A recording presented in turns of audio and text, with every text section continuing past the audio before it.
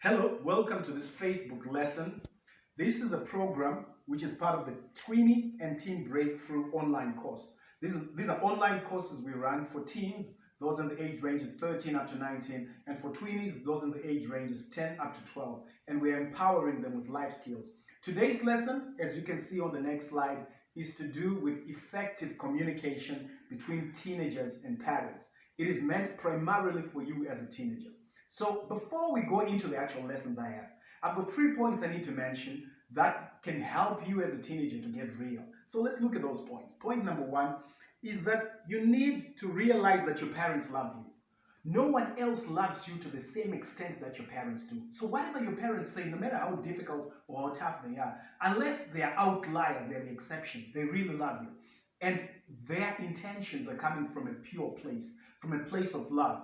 The way they express their love, etc., you might not agree with, but bear in mind, because that helps you in understanding how best you can communicate with them. The second point on getting real is that you need to appreciate that as a child, as a teenager, aim to convince, not to confront your parents. So instead of saying, hey, you must do this, you must do that, I stand for my rights, you're better off saying, excuse me, Dad, may I do this? May we do this? I think this point is better. So take an approach of explaining to convince, selling your idea rather than confronting. The next and final point in getting real is that you need to know and accept that your parent has the final say.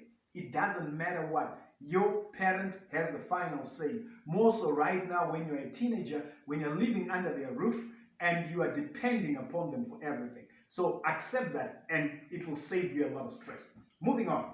The first lesson we have for you is that you need to use the power of intention.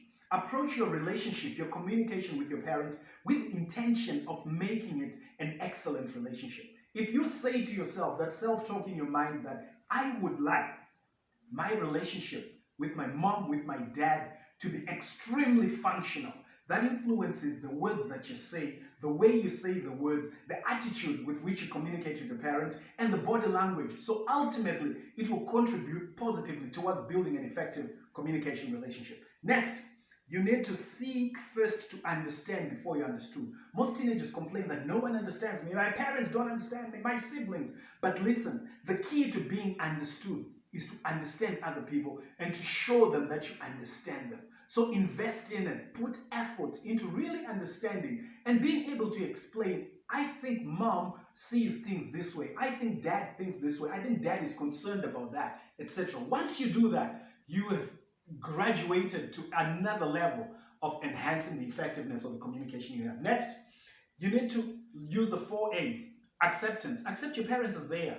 They are not perfect. They've got strengths and weaknesses just like you have. Don't try and change them. Don't try and wish your dad was somebody else or whatever. It doesn't help. Accept them. Appreciate, show appreciation, gratitude. Thank you, Dad, for this. I appreciate the efforts you put into educating me and whatever. Use that language. It doesn't matter that most other teenagers are not doing it. Don't just go with the flow. You want a relationship that is exceptionally good with your parents, so work on it. Affection, so show your parents you love them, express it, say it. Attention, well, mom, you seem a little bit down, is everything okay? Is there anything I can do to help? That shows you are attending to them. So those are the 4 A's. Moving on to number 4, you need to listen effectively. Listening effectively is key. It is actually one of the most important aspects of enhancing the communication with your parents. A lot of teenagers and a lot of parents don't listen well. So when it comes to listening, one way you can check whether you're listening or not is that you confirm what has been said. Mom, give me a moment.